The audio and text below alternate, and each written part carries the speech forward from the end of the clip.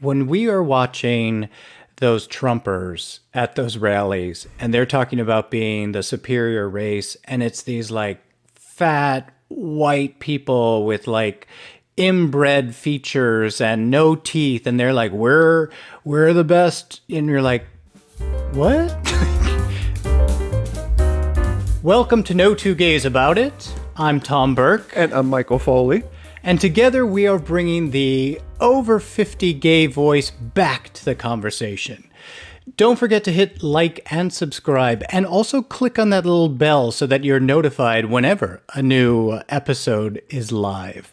This season, Michael and I have been talking about all the different relationships that gay men our age experience. And today we're going to be discussing the relationships within the gay community with each other.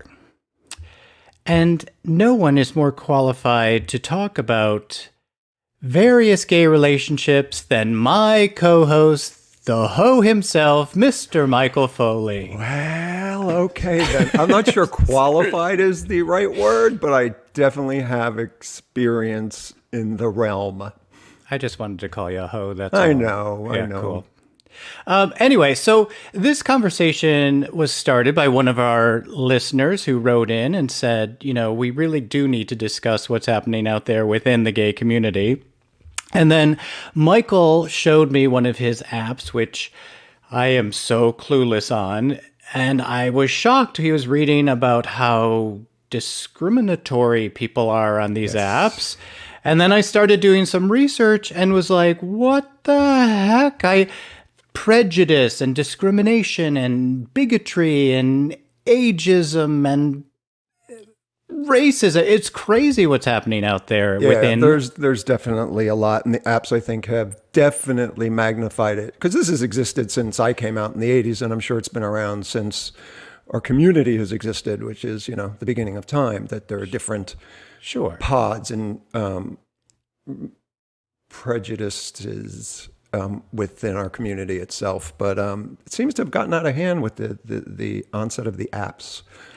I don't know. I mean, as we're discovering in life, all of this nasty stuff is just coming to the surface. But I was a little shocked when I was reading especially about this racism within the gay community. Yeah, let's share with them what I showed you.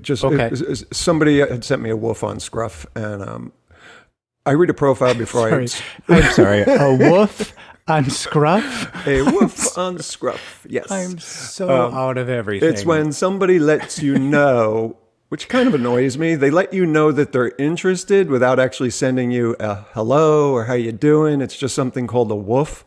And it's this little paw on the screen that you hit. It gets any better. That's awesome. And then the person gets a notification that, you know, someone is interested. So I tend to look at a profile before I will go any further. And this particular profile that I showed Tom had in it no fats, no femmes, no Asians.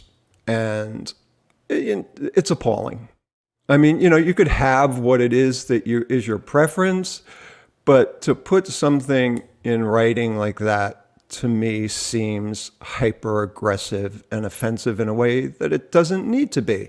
It doesn't need to be in your profile. If someone hits you up and you're not interested, you know, what I do is just say, you know, thank you.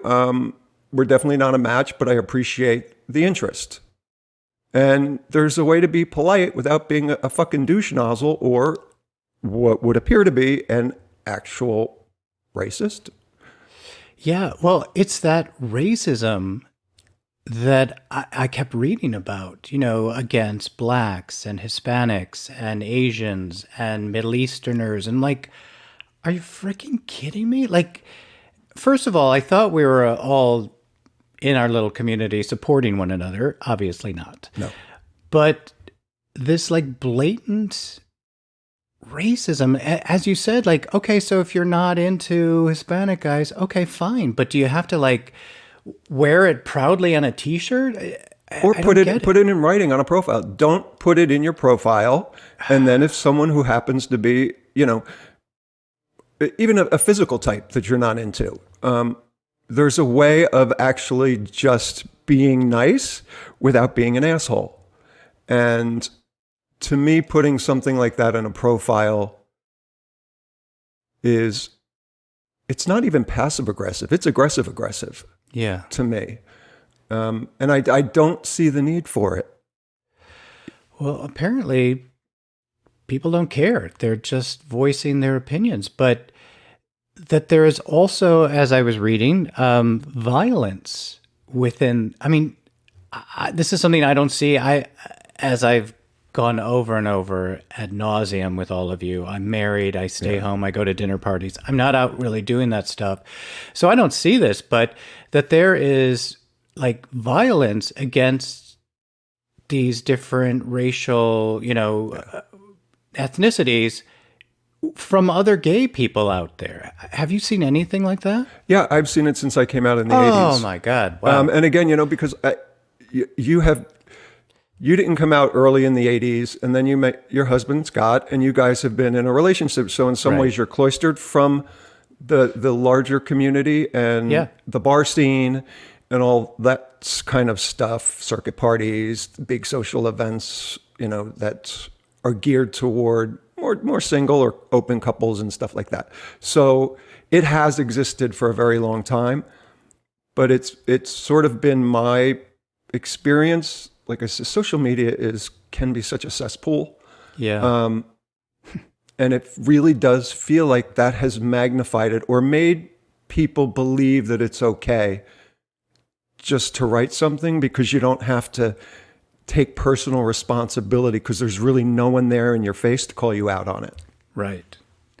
I mean, that's a definite. But to get violent with somebody in a bar because they're a different ethnicity, it doesn't make sense to me, you know? And then I was reading what happened in our whole United States during COVID, and so many people were against Asian people because they were blaming them for COVID. Well, that's because we had a fucking moron in the White House who referred to it as the Asian flu. So that doesn't help. But there were also reports of within the gay community, white males who were attacking gay Asian men for the same reason. Like, okay. And my money is on there were probably log cabin Republicans or some dumbass, ignorant fool who doesn't get that a disease isn't tied to a particular ethnic group or particular sect of people. Like, because in the 80s, gays, if you were gay, you had AIDS. So it's that same mentality that, is just this pervasive ignorance that still, it just exists. So and it was allowed to come out from under its rock way back in 2015 when that orange boil decided to come down the escalator. And I understand, well, I don't understand, but like the mentality of an older person maybe being locked into this racial divide thing. But this is a lot of younger people that are, having these discriminations against ethnicities. Without a doubt, because that person in that profile that I showed you was 30 years old. Unbelievable. Yeah. So what is something that men our age, I mean, as we've talked about a lot, we need to be out there setting the example. We need to be out there correcting some wrongs and showing, the fight that we've fought. What's something that we can do to kind of curb what's happening out there? So I had read something too, which was actually a shocking number for me, that 61% of people of color within the LGBT community have experienced overt racism from within the community. That's a mind-boggling number. Yeah, right. And I think what we need to do, first of all, just personally, is acknowledge that all of us have some prejudice within ourselves, and it's not a bad thing, but it's something that needs to be acknowledged, because until you acknowledge it, it sort of sits under the surface and it's just allowed to sort of sit there. To say, oh, yes, I do have this misperception of a particular group of people, or maybe I do think this way and I don't want to. And just to get it out, have a conversation with somebody about it. And, from Avenue Q, that song, everybody's a little bit racist. It's so true. We all have, because of the way our society is and always has been, there are these hierarchies within our society itself.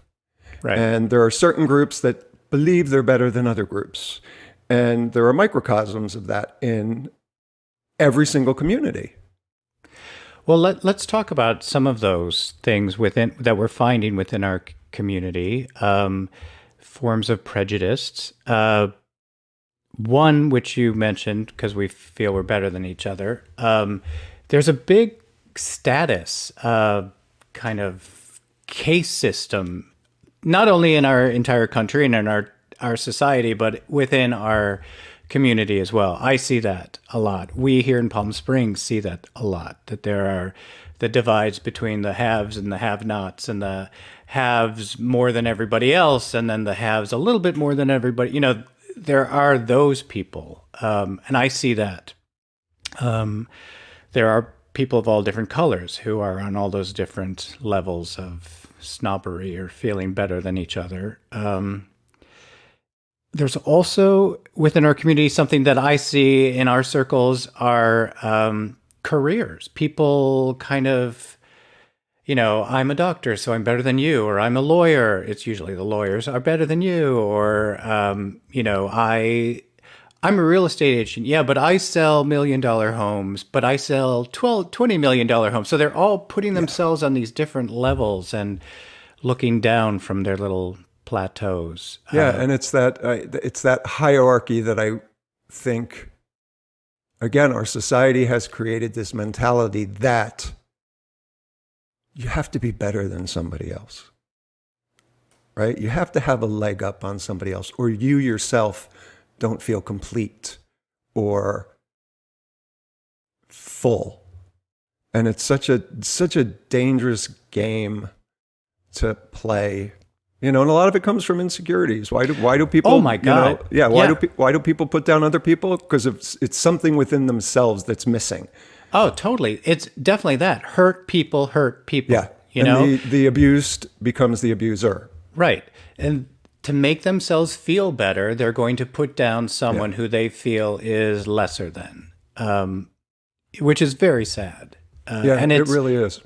And even to see men our age who have had amazing careers and have built amazing lives to also be doing that. I know you see this all the time as well in restaurants, the way people treat their waiters or whatever, the bussers, the whoever, even people here, everybody has a gardener. The way people treat their gardeners, it's unbelievable to me.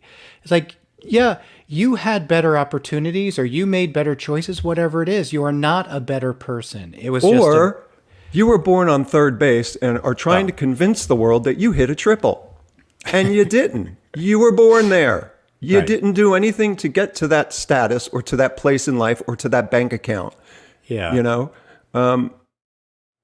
Because it's not like back in the old days where there were self-made millionaires or self-made businessmen. Nowadays, the structure of our society is built that glass ceiling cannot really be broken through very easily. So, Okay. There's that. All right. Well, another thing that I witnessed through the apps, and believe me, I am taking back the woof and the little paw print. These are fabulous things I'm learning. But that people are saying no femmes, no masculine, like that. Again, I don't know how to.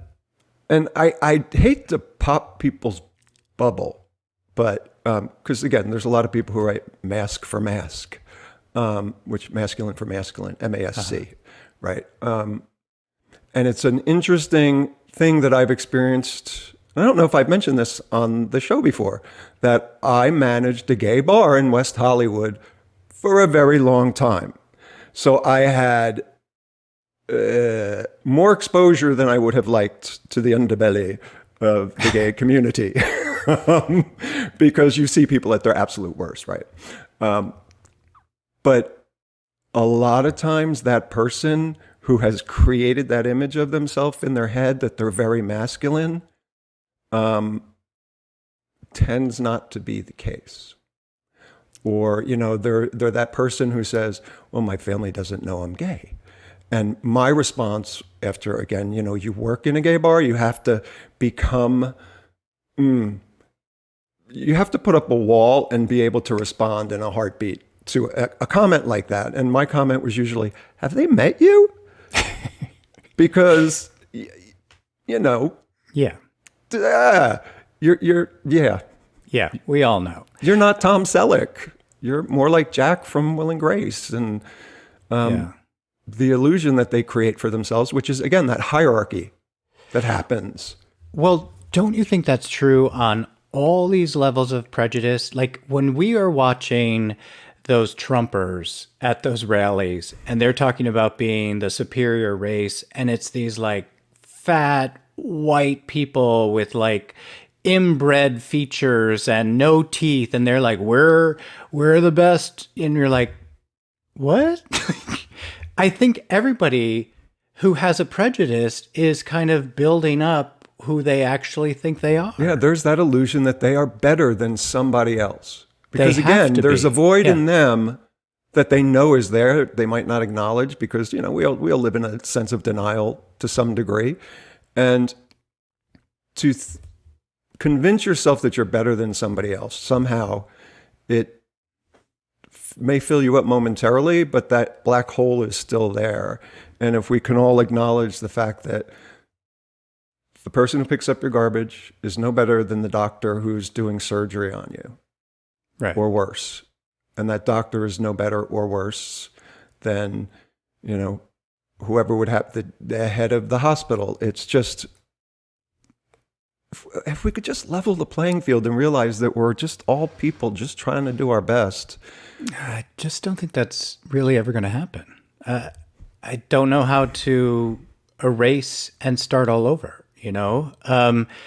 Another form of discrimination that we definitely are seeing within our community is ageism. I know we've talked about this. This is a really big one that hits guys our age and older. This ageism thing where we are looked down upon because the younger person feels that they're better, that they know more and know better and whatever. And just because their skin is taut, they're better human beings. I don't get that either. It's Yes. it's a tough pill. I was trying to be. I saw you trying to think, which was It really wasn't trying painful. to think. I was editing because there's so many things that go on in my head that I know I shouldn't say, and sometimes they pop out in ways that surprise me sometimes. So I was trying to edit is what you were seeing. That's where the smoke was coming from. Yeah. Again, it just, you said that to level that playing field and to realize that no one is better than the other one, I don't think we need to erase. I think we need to acknowledge. And until we do that, we can't move forward. All right. Well, then I'm going to put you on the spot here. Acknowledge something for us that you are prejudiced about or discriminating towards. That's a perfect question. And believe me, I'm going to turn it back on you. Okay. So for me, and I know this comes from me because I have shared here that from probably about second grade until my mid-sophomore year in high school, I was overweight and bullied, and it wasn't pretty. And my life would be going to school, coming home, and eating and sitting on a couch until I went to bed. That was my life for a very long time. So I tend to discriminate against people who are overweight in my head because I see myself. I see that. And I realize that what I'm putting out on them is how I felt about myself when I was overweight. And sometimes I am so much more judgmental than I should be. in regard to somebody who has weight challenges, because I know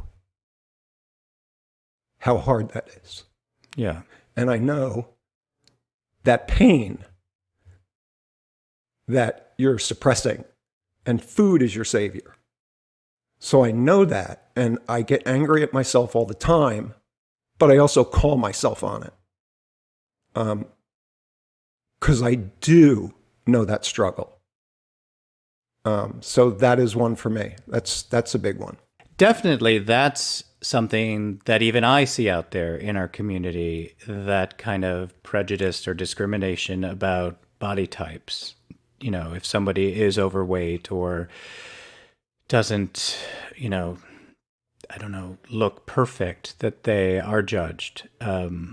Not so much now at our age. I see that has kind of changed a bit. And I don't know, do you see that as well? That men our age now are not being that discriminatory against overweight people? Let's just go with what you said and not specifically focus on overweight. But yes, I do.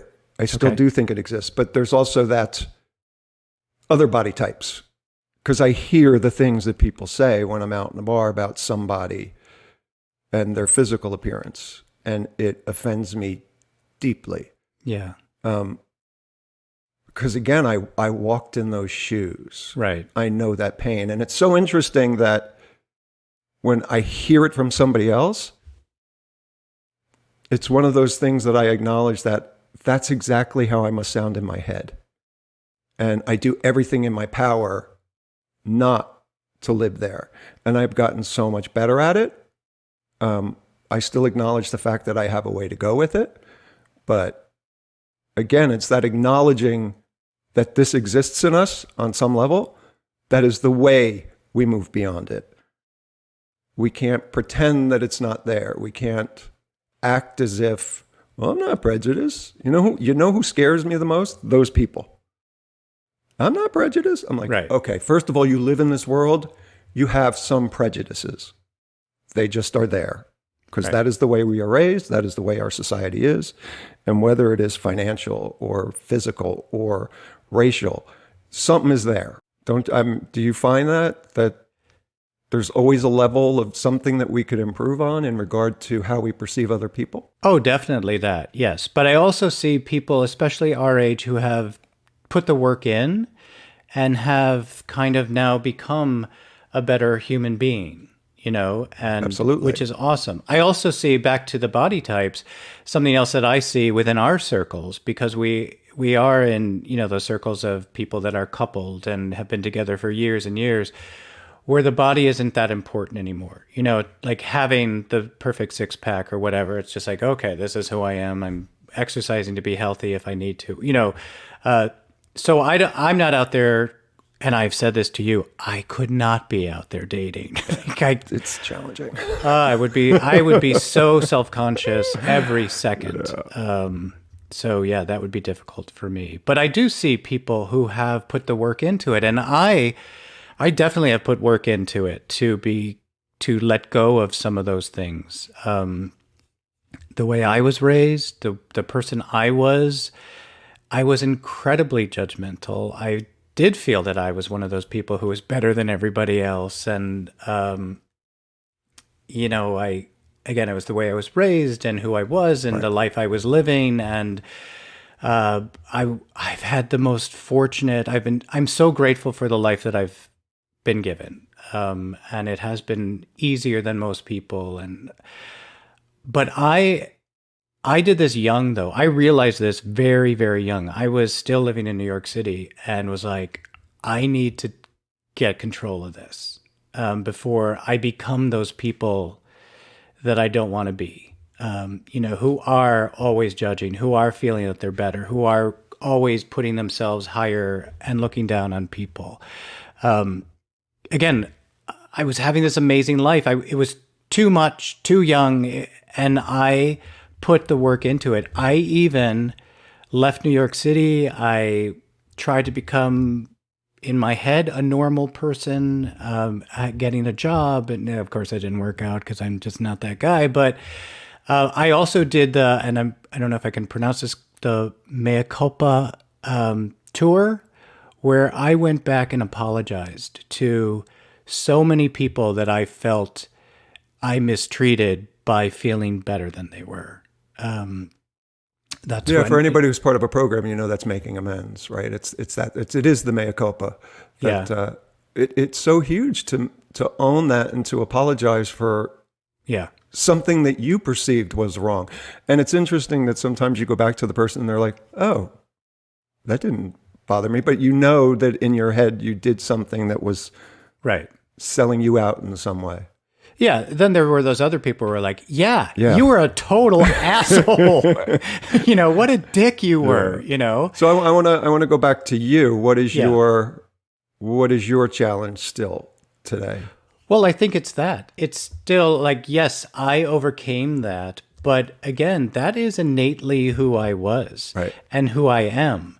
And so I do need to kind of fight that. And I see it most when I see somebody and for that quick few seconds, I think, oh, competition, they're better than I have to do something better than they. I have a better house, I have a better car, I have a better whatever, and then it's like, whoa,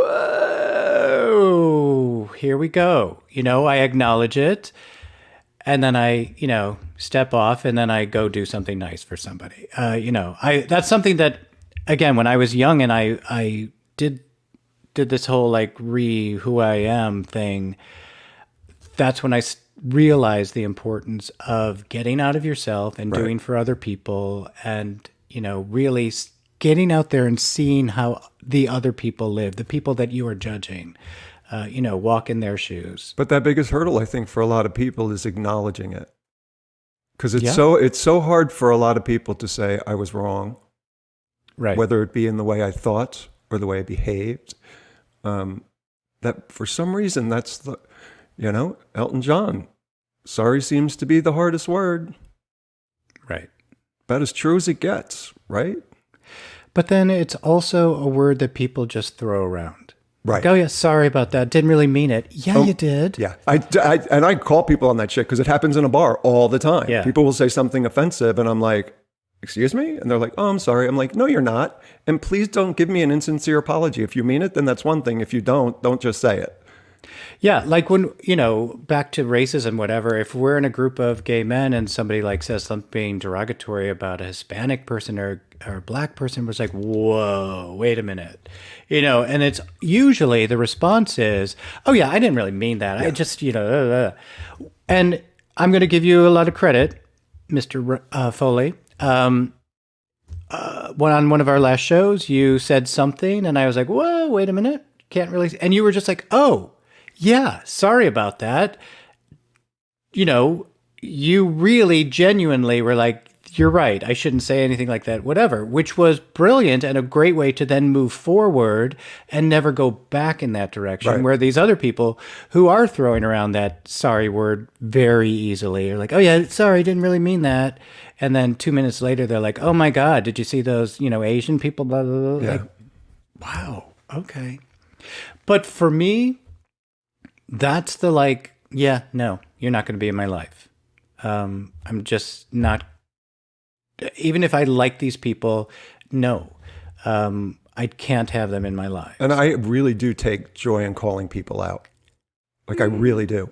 Yeah. I like to make people squirm, especially if it's deserved. And I've always said to people, if you throw a stone, I'm going to throw a boulder. So you better duck. Okay, well, fantastic, I guess. Just throwing rocks at me. At least give me a warning. I do it in a really nice way, but I can't not do it. Okay. All right. Any other prejudices you see within the gay community, gay against gay, out there? Definitely. Again, we've discussed body type. We've discussed ageism. I think we have to go back to the racial aspect. And, we are white men of privilege. Right. Just because of the society we live in, that we have a leg up. And that is something we also should acknowledge. When somebody of a different ethnic background has a little bit more resentment and we're like, oh, you're overreacting. It's like, no, they're not. right? They've Yeah. lived a life we don't understand. We never will understand. And we have to have compassion for that. But how, I mean, that's something that's mind blowing about the gay community. We all understand discrimination or being treated differently because we're gay. We had nothing to do with it. This is the way that I was born. This is the way I came out. Right. Same with someone who is black or Hispanic or Asian or Middle Eastern. They had nothing to do with it, you know? Same thing with some people who are like, oh, I'm so good looking. And it's like, you had nothing to do with that either. That was your parents. Shut the fuck up, you know? I think we, as the gay community, should understand a little bit better, but we're not. I don't get that. Do you?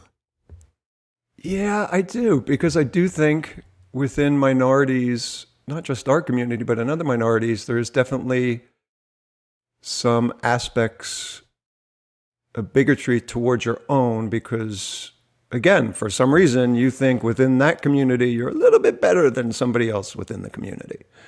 And that's the game I think we have to stop playing with ourselves and get off that treadmill.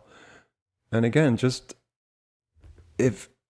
even for a minute a day, you just take a look out at the whole world and go, we are the same. Take away the job, take away the money, take away the house, we are all exactly the same, regardless of, if you put like 12 babies in a room of all different colors and races and sizes and shapes, there isn't a single one of those babies that wouldn't play with any of the other babies. Right. That's who we are. And all that other shit is stuff that society and our families have put on us. And until we acknowledge it, we can't take that old suit off and put on a new one and move forward. So I'm going to go back to the acknowledgement aspect of owning our own bigotries and prejudices. Okay, so again, for those of us gay men over 50 who've been through a lot, we have fought the fought, we've gotten to where we are, we have fought our own bigotry and discriminations and prejudices. What is something that we can do to help heal our gay community? Acknowledgement is one. Got that. Calling out? Or is that a dangerous thing? There are ways to call out things in a way that's not in itself being judgmental. Where you don't say to somebody, you're an asshole for saying that, right? It's first, why would you say something like that? Ask that question. Where did that come from? Right. And not doing it in a confrontational way, but doing it in a way where the person acknowledges that, oh, I may not have even been aware that I did that. I think we all do that too. Sometimes we do, because it's just part of our personality or whatever it is. We do something or react to something in a way that might be off-putting to somebody, and we don't see it, but until somebody points it out, you can't, I don't want to say fix it, but you can't, if you're not acknowledging it, you can't move forward. That's, again, my point in this whole thing, is that, calling it out I don't think is dangerous if you do it in the right way. And then back to the apps, which, is already a shorthand, introduction or whatever. I guess I understand them saying like, no, these are the people I'm not interested in, or this is what I'm not interested in, but I don't know. Do you see that can be taken away? Those prejudices, those like no fats, no femmes, no blacks, that can be taken away? Absolutely. Take it out of your profile. And if somebody contacts you that you're not interested in, be upfront and say, you know what, we're not a match. Thank you for the interest and good luck. It's exactly what I've done. Even way back in the chat room days, I would do that. Because if someone goes out of their way and puts themselves out to just acknowledge me, I'm not Yeah. going to be a fucking douche about it. Regardless of, it's just, and that's my codependent caretaker nature. But I've learned to make that a good thing, where I'm not going to hurt somebody else's feelings. And believe it or not, when you put something like that in your profile, it does hurt somebody's feelings. Yeah, I would imagine, Yeah. And it may not be your intent, but that's what it does. Right. Okay, so let's do some more good. And let's talk about our happy gay moment of the week. I'm going to throw this to you, Michael. You get to bring some happiness into this conversation. I kind of love this one because the state of California officially designated its very first LGBTQ landmark. And that was the Black Cat Bar in Silver Lake in Los Angeles, which was the site of the first gay protest in Los Angeles back in 1967, pre-Stonewall. Because on New Year's Eve in 1967, not New Year's Eve, it was actually New Year's Day because it was after midnight. In 1967, cops raided the bar, beat the shit out of people, arrested them for lewd conduct, because again, we talked about this in a previous show, that just kissing somebody or holding someone's hand in public used to be against the law. It was a felony. And the next day, the community organized, and hundreds of people showed up to protest outside the bar. And that was the beginning of the gay rights movement in Southern California. That's awesome. Very cool. All right, so big shout out to the Black Cat, what is it, cafe? Black Cat Bar. Bar in Silver Lake. Yeah. I used to live in Silver Lake. Love that area. Yeah. So we now have our first state-designated LGBTQ historical landmark. Is there not one in San Francisco? No. No. This was the very first state recognized. Wow. Their city recognized. This is the very first state recognized historical landmark in the state of California. Wow, that's really cool. Yeah. Awesome. And appropriate for what we're talking about, because that was about discrimination. Yeah. And people of all stations in life showed up at that protest the next day. Didn't matter your color, didn't matter your shape, didn't matter your size, didn't matter what you did or what you liked or who you wanted to. It just, people showed up because there was a wrong perpetuated on our society, which is a really cool thing. And can't we just do that now? Can't we just do that within our own community, no matter what your size, shape, ethnicity, color, status in life, whatever it is? Can't we just all support one another and kind of move towards more positive and less of this negative crap? I mean, it's not going to happen unless we do it. So. Yeah, and I'm sure there's folks out there who are going to go, oh, this is a Pollyannish kind of mentality, and it's sort of, you're living in a dream world. It's like, no, you're not. We're not. Again, go back to the baby analogy. They're not going to, put a bunch of 1-year-olds in an arena, and they don't care. That's who we are. Right. All right. Well, then I guess that's what we have to do. Everyone get naked, put on a diaper, and let's all just get along. Well, I'm going to pass on the diaper, but tighty whities work. Oh, honey, you are on your way to wearing a diaper. We are all on our way to being diapered again. That's never going to happen. Well, let's leave it back on happiness. So congrats to the Black Cat Bar, and please, everybody who's out there, join us to kind of bring our community back together. And yeah, we understand you might have some prejudices or don't like certain things, acknowledge it, but don't vocalize it. Don't hurt people's feelings, especially in your apps when you're woofing. I'm so hip now knowing all this stuff about Next time we're going to go over what happens on Grindr. Stay tuned. I don't know if I'm up for that, but okay. And then I'll tell you all about what's happening on HGTV, because that's my world. Baby steps. Cool. All right. So all of you out there, please We love, love, love hearing from you. We have the best listeners out there, the best watchers who are watching us on YouTube. So let us know, what are your prejudices? What are things that you've overcome like Michael and I have? What are things that you're acknowledging? Or how are you helping our community get along? Or anything you want to tell us, please reach out to us. And how can they do that, Michael? You can hit us up at No Two Gays About It, and that's the number 2, No Two Gays About It at Gmail. We are also on Facebook with the same moniker. We're also on Threads with the same moniker, and TikTok, and don't forget YouTube. And if you do go to YouTube, please like and subscribe, because it definitely helps us out. And if you want to be part of our family in a different way, pop on over to Patreon and join us there and help support the show. It would be greatly appreciated. And again, it's the number 2 Gays About It, and that's across the board. So thank you, Awesome. guys. Thank you. And don't forget, send us a woof, a little paw. I can't wait. No, not me, Michael. Everyone woof at Michael. You can get a paw. It's okay. I don't know. My husband wouldn't like that. All right.